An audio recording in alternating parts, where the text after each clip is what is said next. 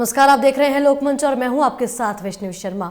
तो बुलेटिन की शुरुआत करेंगे और सबसे पहले बात करेंगे मैनपुरी की, जहां मैनपुरी के सीटेट की परीक्षा में पकड़े गए मुन्ना भाई से जुड़े गैंग का पुलिस ने खुलासा किया है। बताया जा रहा है कि आरोपी मुन्ना भाई दूसरे के स्थान पर पेपर देने मैनपुरी के बालाजी ग्लोबल अकेडमी में पहुंचा था, जिसके बाद पुलिस ने कार्रवाई करते हुए अन्य सदस्यों को भी गिरफ्तार किया है।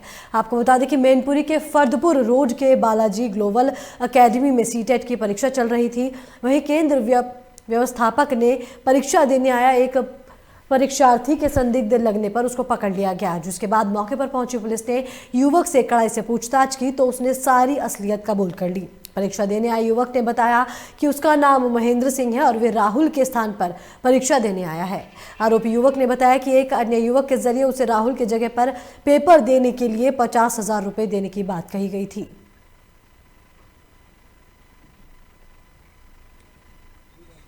जनपद मैनपुरी के 26 सेंटर्स पर सीटेट की परीक्षा का आयोजन किया गया था। इसमें थाना बिछवा क्षेत्र में बालाजी ग्लोबल एकेडमी अहिरवा एक स्थान है, उसमें सेंटर पड़ा था और इसमें एक परीक्षार्थी संदिग्ध पाया गया।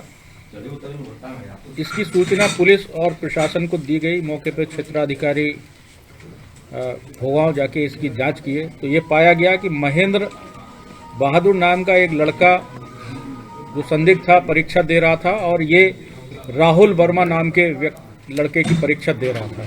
इसकी विस्तृत जांच की गई। परीक्षा केंद्र प्रभारी से इसमें तहरीर प्राप्त की गई, मुकदमा पंजीकृत किया गया और गहराई से पूछताछ की गई तो इसमें 2 अन्य परीक्षार्थी इसमें अन्य जो लड़के हैं वो इसमें प्रकाश में आए, जिसमें अक्षय पुत्र ज्ञान प्रकाश की गिरफ्तारी की गई है और अभी ब्रजेश सोलंकी की गिरफ्तारी शेष है। टीम हमारी काम कर रही है। सर इसमें लिखा है। और इस खबर पर ज्यादा जानकारी के लिए मैनपुरी से हमारे संवाददाता अभिषेक जैन हमारे साथ फोन लाइन पे जुड़ गए हैं। जी अभिषेक, सीटेट की परीक्षा में पकड़े गए एक युवक से जुड़े गैंग का पुलिस ने खुलासा किया है, क्या कुछ पूरी जानकारी है? जी मैं आपको बता दूं, ये पूरा मामला जनपद मैनपुरी के थाना बिछवा क्षेत्र का है, जहां पर एक फर्दपुर क्षेत्र का एक रोड है, जहां पर बालाजी एकेडमी में बीते दिवस सीटेट की परीक्षा चल रही थी और वहीं परीक्षा के दौरान एंट्री करने के लिए वो युवक अंदर घुसा तो केंद्र व्यवस्थापक जो था उसको लगा कि ये फर्जी है, तो उससे पूछताछ की गई। पूछताछ के बाद मौके पर पुलिस को भी बुला लिया गया। आलाधिकारी मौके पर पहुंच गए और पूछताछ करने पर कड़ाई से पूछताछ की तो बताया कि वह किसी राहुल नाम के व्यक्ति के पद पर वो परीक्षा दे रहा है, जिसके लिए उसको 50,000 रुपया भी दिया गया था। पुलिस ने फिलहाल उसको गिरफ्तार कर लिया है। साथ ही बारीकी से जांच की गई है तो उसमें उसके 2 अन्य साथी भी उसमें फर्जी तरीके से पाए गए हैं। फिलहाल पुलिस ने एक कार से तो 2 व्यक्तियों को गिरफ्तार कर लिया है, साथ ही उसके अन्य गैंग का पुलिस पूरी जांच कर रही है। जी अभिषेक, जिसने परीक्षा के लिए 50,000 रुपए दिए थे उसको लेकर पुलिस ने अभी तक क्या कुछ कार्रवाई की है?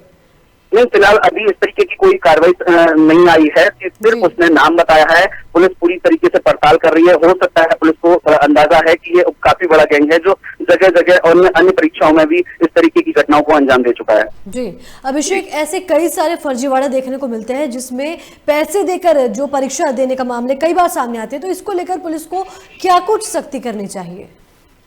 जी बिल्कुल, साफ तौर से जाहिर है कि पुलिस ने जैसे ही पुलिस को सूचना मिली, पुलिस ने पूरी तरीके से सख्ती से कदम उठाया और इसकी पूरी कार्रवाई करते हुए युवक को गिरफ्तार कर लिया है। वहीं अपर पुलिस अधीक्षक मदन कुमार ने कल प्रेस वार्ता करते हुए मतलब इस पूरे गैंग का खुलासा किया है। साथ में पुलिस ने कहा है कि जनपद में किसी भी तरीके से अवैध तरीके से मतलब कोई भी काम नहीं किया जाएगा और जो भी परीक्षाएं जो की जा रही है इसमें कोई भी फर्जीनामा सामने नहीं आएगा। जी अभिषेक, इस खबर पर तमाम जानकारी के लिए शुक्रिया।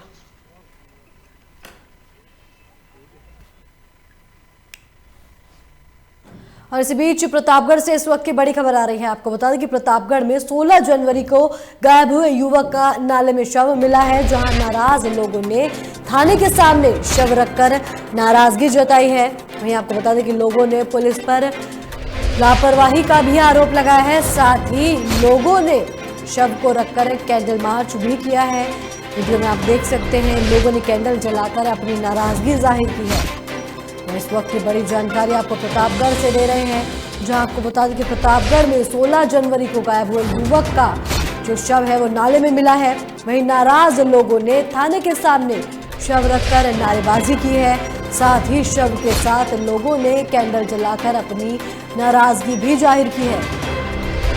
वहीं आपको बता दें कि लोगों ने पुलिस पर लापरवाही का भी आरोप लगाया है। लोग जो है वो पुलिस से भी नाराज नजर आ रहे हैं, जिसके चलते पुलिस पर लोगों ने लापरवाही का भी आरोप लगाया है।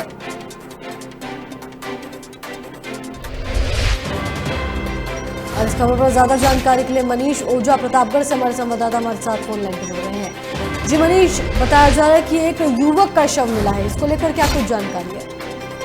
बिल्कुल, आपको बता दें पूरा मामला मानदाता थाने का है, जहां पे आज से तकरीबन 15 दिन पहले एक युवक के अपहरण होता है। उसके पुलिस द्वारा इतनी बड़ी लापरवाही दिखाई जाती है कि उसकी गुमशुदगी की रिपोर्ट दर्ज की जाती है। फिर उसके बाद एक बड़ी और लापरवाही दिखती है सामने कि गुमशुदगी की रिपोर्ट दर्ज करने के बाद अभी तक जो है ना उसकी कॉल डिटेल निकाली गई, ना उसकी तलाश की गई, ना परिवार वालों से पूछताछ किया गया कि आखिर बच्चा कब से गायब है। पुलिस और आज से 2 दिन पहले बच्चे की लाश एक झाड़ियों में मिलती है। जब परिवारों दिनों को सूचना मिलती है तो 2 घंटे तक पुलिस नहीं पहुंचती है। फिर उसके बाद जब पुलिस पहुंचती है तो शव को कब्जे में लेके पोस्टमार्टम भेजा जाता है, वहाँ पोस्टमार्टम कराया जाता है। फिर उसके बाद वो लोग अपने बॉडी को लेके थाने के सामने जो है बैठ जाते हैं और अपनी मांगों पे अड़ जाते हैं। वहाँ पे कैंडल मार्च निकालते हैं। कैंडल मार्च निकाल के जब तक उनकी मांगे नहीं पूरी होती हैं तो वो लोग वहीं पे थाने पे ही बैठे रहते हैं। उनकी मांग ये थी कि प्रतापगढ़ के एसपी आए और जब तक एसपी नहीं आएंगे तो हम लोग थाने के सामने से नहीं हटेंगे। तो कल देर रात तक पूरा हाई प्रोफाइल ड्रामा चला। कई थानों की फोर्स बुलाई गई और 2 सर्कल के सीओ और एडिशनल एसपी खुद जो है मौके पे पहुंचे। उनकी सारी मांगों को मान लिया गया है। फिलहाल अब पुलिस जो है जांच पड़ताल में जुटी है कि आखिर युवक की हत्या कैसे की गई है। 3 गोलियां मारी गई थी युवक को, एक सिर में और 2 हार्ट के पास मारी गई हैं। जी मनीष, पहले शिकायत के बाद भी पुलिस ने मामले को लेकर कुछ कार्रवाई नहीं करी और शव मिलने के बाद भी जो पुलिस है वो लेट आई है। इसको देखकर ये एक पुलिस की साफ लापरवाही इसे कहेंगे। और मनीष, इस खबर पर तमाम जानकारी साझा करने के लिए शुक्रिया।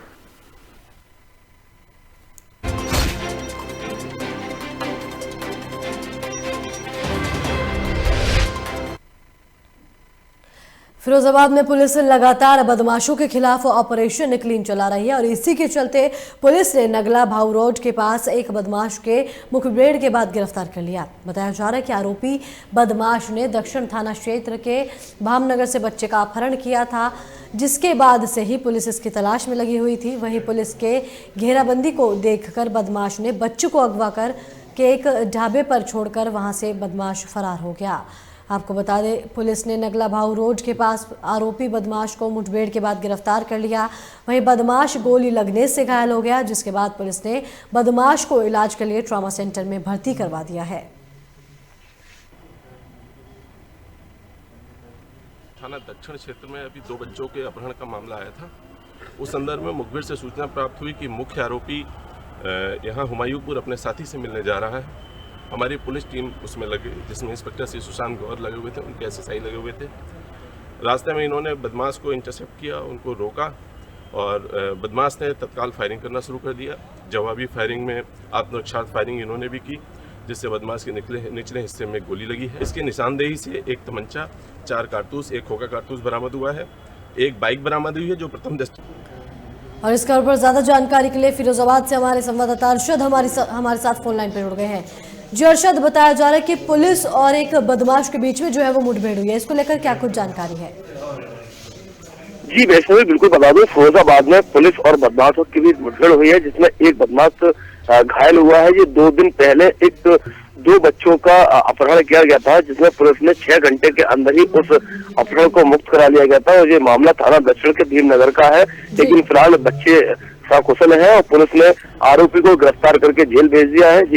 जी अरशद, देखा जाए जो पुलिस है वो लगातार ऐसे अभियान चलाकर आरोपियों को गिरफ्तार करती है, पुलिस की मुठभेड़ भी होती है और चोर जो है वो पकड़े भी जाते हैं। बावजूद इसके बदमाशों में ये जो पुलिस का खौफ है लगातार कम होता जा रहा है, क्या कारण माना जाए?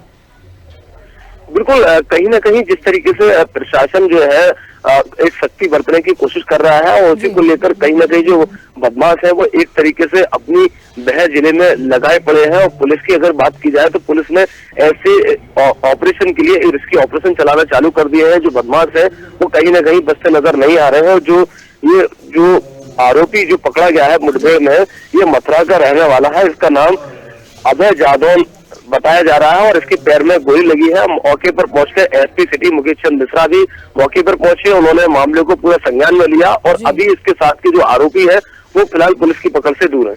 जी अर्शद, इस खबर पर तमाम जानकारी के लिए बहुत बहुत शुक्रिया।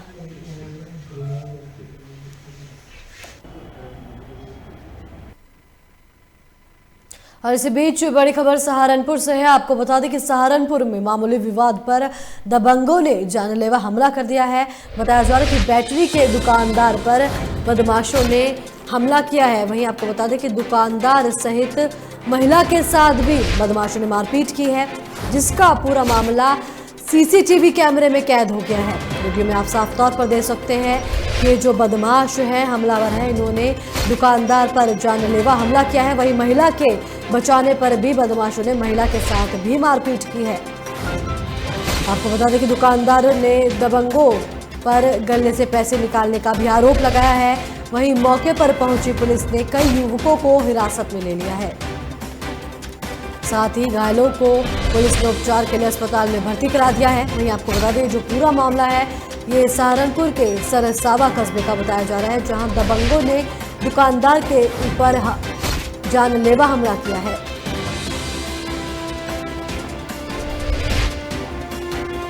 आपको बता दें कि बैटरी के दुकानदार पर जानलेवा हमला किया है, जिसका वीडियो सोशल मीडिया पर भी वायरल हो रहा है। और ये जो पूरा मामला है ये सीसीटीवी कैमरे में कैद हो गया है, जिसके बाद पुलिस सीसीटीवी के आधार पर जांच कर रही है। वहीं वीडियो में भी साफ तौर पर देखा जा सकता है कि कैसे जो दबंग लोग हैं ये दुकानदार के साथ मारपीट कर रहे हैं।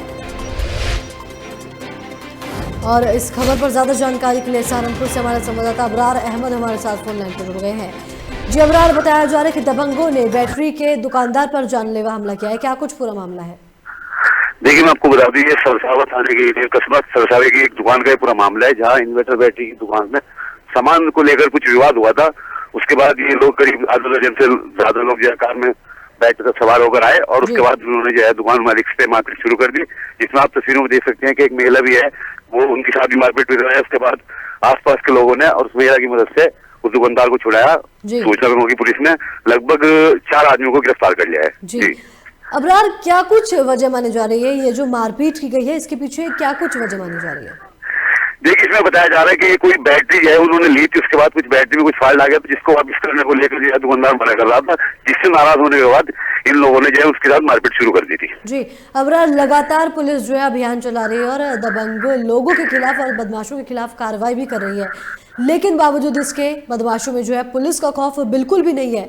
तो क्या माना जाए, बदमाशों को किसकी शय मिल रही है? बस थोड़ी जो है पुलिस प्रशासन की कमी महसूस हो रही है, क्योंकि इस तरह जो है दिन दिहाड़े गाड़ी भर के आना और एक दुकानदार के साथ इतनी पुलिस से मारपीट करना, तो कहीं ना कहीं सब मान सकते हैं कि ये बहुत बड़ी पुलिस की लापरवाही है। बिल्कुल जी अबरार, इस खबर पर तमाम जानकारी के लिए शुक्रिया।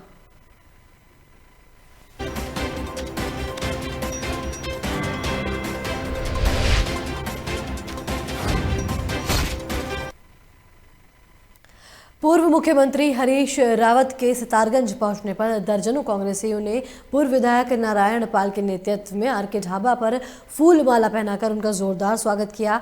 इस दौरान पूर्व मुख्यमंत्री हरीश रावत ने बीजेपी पर निशाना साधते हुए कहा कि बीजेपी का बजट निराशाजनक है, ये मध्यम और निम्न वर्ग के लिए नहीं है। इससे ना रोजगार बढ़ेगा और ना ही व्यापार बढ़ेगा, सिर्फ कॉरपोरेट घरानों के लिए ही बनाया गया है। आम जनता इससे त्रस्त दिखाई दे रहा है। उनका कहना था कि किसानों को उनके गन्ने का बकाया तक नहीं मिल पा रहा है और न ही गन्ने का सरकार उचित मूल्य दे रही है। इस बजट से न ग्रोथ बढ़ेगी न रोजगार बढ़ेगा और इस बजट से मध्यम वर्ग को, निम्न मध्यम वर्ग को, व्यापारी वर्ग को कोई राहत नहीं। इसमें मेरी अपेक्षा की गई थी ताकि लोगों की एक बार जेब में कुछ पैसा बचे और वो खरीद ले और इससे प्रोडक्शन को बढ़ावा मिलेगा, वो भी नहीं हो रहा है। कंजम्पशन को बढ़ावा नहीं मिलेगा, क्योंकि निजी स्कूल में पैसा आएगा नहीं बल्कि रिजल्ट निकालेगा। डोईवाला के भानियावाला में नारी शक्ति स्वरूपा संगठन के प्रदेश अध्यक्ष गीता मौर्य की अध्यक्षता में बैठक का आयोजन किया गया, जहां बैठक में महिलाओं का आत्मनिर्भर बनाने के साथ महिला समूह में महिलाओं को जोड़कर रोजगार उपलब्ध कराने के लिए जागरूक किया। साथ ही महिलाओं के समूह के जरिए तैयार किए गए उत्पादों को बाजार में उपलब्ध कराना भी लक्ष्य रखा गया। और महिला समूह से जुड़ी विकासनगर, ऋषिकेश, देहरादून, रुड़की और डोईवाला के सदस्यों ने भाग लिया। वहीं प्रदेश अध्यक्ष गीता मौर्य ने कहा कि सरकार भी महिलाओं की बेहतरी के लिए तमाम योजनाएं संचालित कर रही है और महिला समूह को रोजगार उपलब्ध कराने के लिए ऋण उपलब्ध करा रही है, जिससे समूह की महिलाएं अपना हुनर तराशकर रोजगार स्थापित कर परिवार की आय का जरिया बन रही हैं और समाज में अपना नाम रोशन कर रही हैं।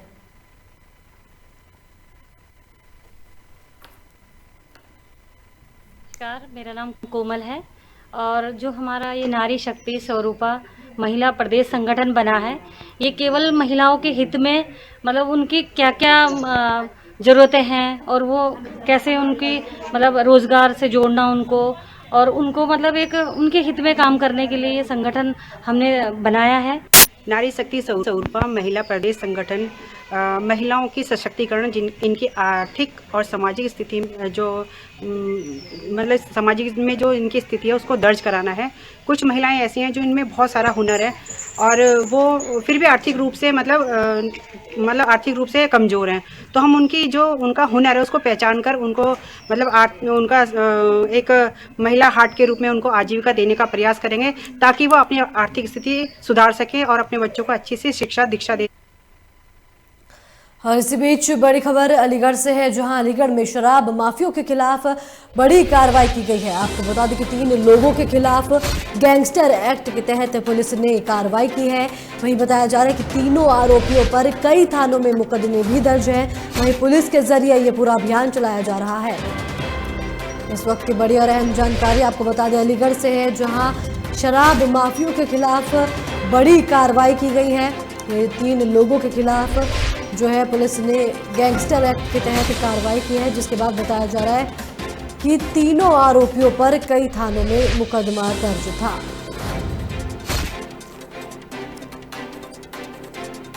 थाना इगलास में आज एक ये गैंगस्टर एक्ट में मुकदमा पंजीकृत किया गया है, जिसमें 3 लोग हैं जिनमें गैंग लीडर है इनका अजीत और 2 व्यक्ति और हैं, कृष्णा और रामू इनका नाम है। ये लोग अवैध शराब का कारोबार करते हैं, तो इन पर शिकंजा कसने के लिए इन 3 लोगों के खिलाफ गैंगस्टर एक्ट के तहत मुकदमा किया गया है। और इस खबर पर ज्यादा जानकारी के लिए अलीगढ़ से हमारे संवाददाता मोहित हमारे साथ फोन लाइन पर जुड़ गए हैं। जी मोहित, बताया जा रहा है कि पुलिस ने 3 लोगों के खिलाफ गैंगस्टर एक्ट के तहत कार्रवाई की है, क्या कुछ पूरा मामला है? देखिए, बिल्कुल हम आपको बता दें कि अलीगढ़ के थाना इगलास कोतवाली में 3 शराब माफिया थे और काफी लंबी समय से शराब की तस्करी कर रहे थे। हमको आपको बता दें कि लगातार जो है अरुणाचल प्रदेश, बिहार के माध्यम से लगातार नंबर 2 में ये देश शराब लाया करते थे और साथ ही साथ सिंथेटिक शराब का भी कारोबार करते थे। हालांकि इनके खिलाफ विभिन्न थानों में कई मुकदमे दर्ज हैं। इसी को मद्देनजर रखते हुए जब एसपी देहात ने हमको साफ तौर से यही बताया कि इन लोगों के खिलाफ गैंगस्टर की कार्रवाई की गई है और गैंगस्टर की कार्रवाई के बाद इनकी कुर्की तक के आदेश जारी हो सकते हैं, क्योंकि लगातार जो अभी दिल्ली में अवैध कारोबार, शराब का अवैध कारोबार काफी लंबे समय से चलता आ रहा था। इसीलिए अलीगढ़ एसएसपी मुमराज जी लगातार सचेत बने हुए थे और ऑपरेशन क्लीन के तरह जो ऐसे शराब तस्कर हैं उनके खिलाफ एक बड़ी कार्रवाई करना चाहते। इसी कार्रवाई के तहत इन पर गैंगस्टर की जो मेन शराब माफिया है अजीत और अजीत के संग में इनके 2 हैं, कृष्णा और रामू नाम के जो शराब तस्कर है। हालांकि शराब तस्कर में इन लोगों को काफी महारत हासिल है, विभिन्न प्रदेशों से लाके शराब की तस्करी किया करते। इनके खिलाफ गैंगस्टर का मुकदमा दर्ज कर लिया गया है थाना इगलास कोतवाली में और आगे इनके खिलाफ कुर्की तक की कार्रवाई की जा सकती है। तो कहने का तात्पर्य सीधा यही है, अलीगढ़ एसएसपी लगातार और पुलिस के जो भी माफिया है, माफियाओं के खिलाफ लगातार सख्त पर सख्त एक्शन लिए जा रहे हैं और ऑपरेशन क्लीन के जरिए इन तस्करों के खिलाफ एक बड़ी कार्रवाई की है। गैंगस्टर में मुकदमा पंजीकृत कर लिया गया है। जी मोहित, पुलिस ने कई बार छापेमारी कर शराब तस्करों को गिरफ्तार किया है और बावजूद इसके शराब तस्करों में पुलिस का कोई खौफ नहीं है, तो क्या माना जाए शराब तस्करों को किसका आश्रय मिल रहा है? देखिए बिल्कुल हम आपको बता दें कि शराब तस्करों पे को जो पुलिस का खौफ नहीं था, उसी खौफ को दिखाने के लिए अलीगढ़ में लगातार ऑपरेशन क्लीन चलाया जा रहा है। ऑपरेशन क्लीन के अंतर्गत जितने भी ये शराब तस्कर हैं, इनके खिलाफ गैंगस्टर की कार्रवाई लगातार की जा रही है। इसी के मद्देनजर इन तीनों पे भी गैंगस्टर की कार्रवाई की जाती है, क्योंकि शराब जो अवैध रूप से आ रही शराब है, उसमें कहीं ना कहीं शिकंजा जो पुलिस का ढीला हुआ रखा था पहले से, अब वो लगातार शिकंजा कसा हुआ नजर साफ से आ रहा है। क्योंकि जो अब शराब माफिया है, पहले इनके पास शराब मिला करती थी और शराब के आबकारी एक्ट के तहत इनको जेल भेजे जाया करते, और ये 10 या 15 दिन की जेल काटने के बाद ये लोग लगातार बाहर आ जाते थे, फिर से उसी धंधे में लगातार लिप्त हो जाते थे। यानी कि अब शराब तस्करों की अलीगढ़ पुलिस के द्वारा खैर नहीं है, क्योंकि इन लोगों के खिलाफ अब गैंगस्टर की कार्रवाई जारी है। गैंगस्टर की कार्रवाई के बाद में इनको जिला बदल तक किया जाता है, और साथ ही साथ इनका जो घर का सामान है, पूरा जो गोदाम भी है, उनके कुर्की तक के आदेश अलीगढ़ पुलिस द्वारा किए जा सकते हैं। तो लगातार अब पुलिस अपना शिकंजा कसने के लिए इस तरह की बड़ी कार्रवाई को अंजाम देने पर लगी हुई है। जी मोहित, इस खबर पर तमाम जानकारी के लिए शुक्रिया।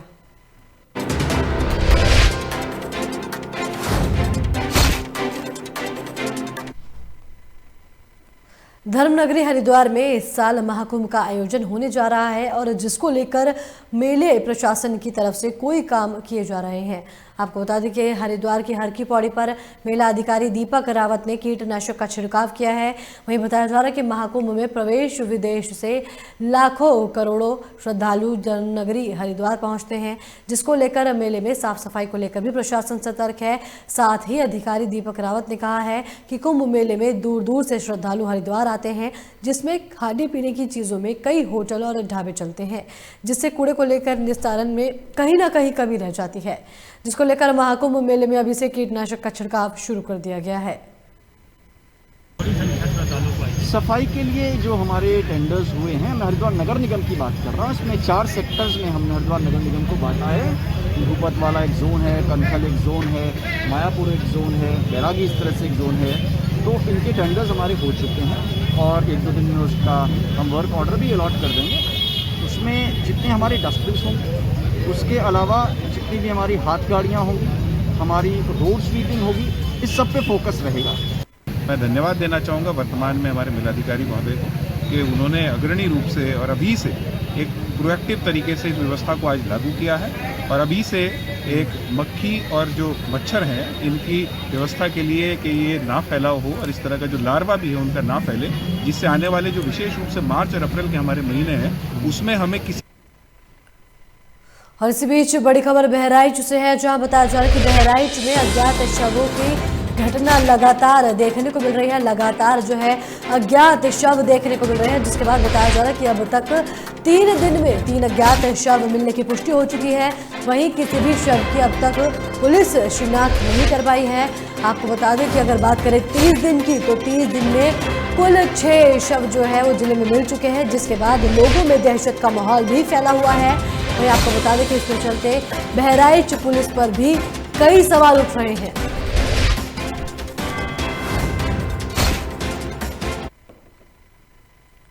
राष्ट्रीय बाघ संरक्षण प्राधिकरण जिप्सी चालकों पर अंकुश लगाने जा रहा है, जो जिप्सियों को वन्य जीवों के बिल्कुल करीब ले जाते हैं, जिसके लिए एनटीसीए जल्द ही जिप्सियों पर जीपीएस डिवाइडर लगाने जा रहा है, जिससे जिप्सी की लोकेशन को ट्रेस किया जा सकेगा। वहीं डीआईजी सुरेंद्र मेहरा ने बताया कि सूचनाएं आती थी कि जिप्सी चालक बाघों के बिल्कुल करीब चले जाते हैं, जिससे जिप्सी और टाइगर में संघर्ष होने की संभावना बनी रहती है। वहीं इन समस्याओं से निपटने के लिए एनटीसीए ये फैसला ले रही है। आपको बता दें कि जिम कॉर्बेट नेशनल पार्क में एनटीसीए के नियम लागू किए गए हैं, और पर्यटकों को 500 मीटर की दूरी से ही वन्य जीवों को देखना होगा। ऐसी समस्याओं से निपटने के लिए जैसा कान्हा टाइगर जोन में पहले से चल रहा है, एक प्रयास किया जा रहा है कि जितने भी जिप्सी वाहन हैं उनमें सब में जियो टैगिंग उनकी की जाए। जियो टैगिंग सरकार ने इस साल चौरी चौरा कांड के 100 साल पूरे होने के उपलक्ष्य में शताब्दी वर्ष मनाने का फैसला लिया है, जिसको लेकर शहीद हुए और शामिल हुए स्वतंत्रता संग्राम सेनानियों के परिजनों को सम्मानित करने के लिए खोजा जा रहा है। लेकिन अब भी कुछ ऐसे स्वतंत्र संग्राम सेनानी के परिजन हैं जिन्हें सरकार की तरफ से कोई सुविधा नहीं मिली है। साथ ही आरोप है कि कुछ परिजनों को ज्यादा सुविधाएं दी जा रही है जितना उनका योगदान भी नहीं था। ऐसे में शहीदों के परिजनों ने मांग की है कि सरकार को जांच करवाकर उचित लोगों को उनका हक देना चाहिए। जी, क्या पूरा प्रकरण? मेरा नाम ब्रिजराज यादव है, मैं ग्राम डुमरी खुर्द और चौरी चौरा थाना चौरी चौरा का रहने वाला हूँ। हमारे बाबा और बाबा के पिता विक्रम यादव की फांसी हुई थी और बाबा नेऊर सेशन कोर्ट से बरी हुई थी। 4 फरवरी 1922 को डुमरी खुर्द गांव में लाल बिहारी पासी के घर के सामने खलिहान में एक सभा होने के बाद एक जुलूस के रूप में सारे लोग आए चौरी चौरा थाने पर। चौरी चौरा थाने के कर्मियों ने हवाई फायर करना शुरू किया और उससे जो है जब उनकी गोली ख़त्म हो गई तो उसके बाद ये जनता जो है अंग्रेज़ों के खिलाफ़ अपनी आवाज़ को बुलंद की और पूरे थाने को घेर लिया। और चौरी चौरा रेलवे स्टेशन से पश्चिम साइड में एक मिट्टी एक तेल का डिपो था, वहीं से लोग जो है बाल्टी में टीना में जो भी सामान मिला उससे तेल ले आए और चौरी चौरा थाने पर छिड़क करके उसको जला दिया गया, जिसमें 23 पुलिसकर्मी मारे गए। और उसके बाद से डुमरी खुर्द के लोग जो है गांव छोड़ करके चले गए। कई महीनों के बाद अंग्रेज़ों ने पूरे गांव को रात में ही घेर लिया और उसके बाद धरपकड़ शुरू हो गया। उसके बाद हमारे बाबा के पिता विक्रम अहिर पुत्र शिवचरण उनकी 2 जुलाई 1923 को मेरठ में फांसी हुई। हमारे बाबा नेऊर यादव सन ऑफ विक्रम ये सेशन कोर्ट से बरी हुई। हम लोग शहीद परिवार के होते हुए भी उपेक्षित हैं। सरकार शहीदों के नाम पर हमारे गांव में कुछ नहीं किया या कहीं भी कुछ नहीं किया। जैसा कि आपने कहा कि कुछ ऐसे भी लोग हैं जिन्होंने कुंडली मार करके बैठे हैं और जो है कि और न शहीद होने के बावजूद भी उनको शहीद का दर्जा दिया जा रहा है, उनके परिवार के लोगों को शहीद का दर्जा दिया जा रहा है और आप शहीद होने के बावजूद भी आपको शहीद का दर्जा नहीं दिया जा रहा है। आखिरकार ऐसा क्यों? आखिरकार ऐसे कौन लोग हैं जो कुंडली मार के बैठे हैं? ऐसे लोगों को आप जानते ही हैं। अब चूँकि इस समय जो है नाम लेना उचित नहीं लग रहा है। जैसे कुछ तो होगा। तो अब जैसे कुछ अपना इसी के साथ इस बुलेटिन में फिलहाल इतना ही। बाकी की तमाम खबरों के लिए देखते रहिए लोकमंच। नमस्कार।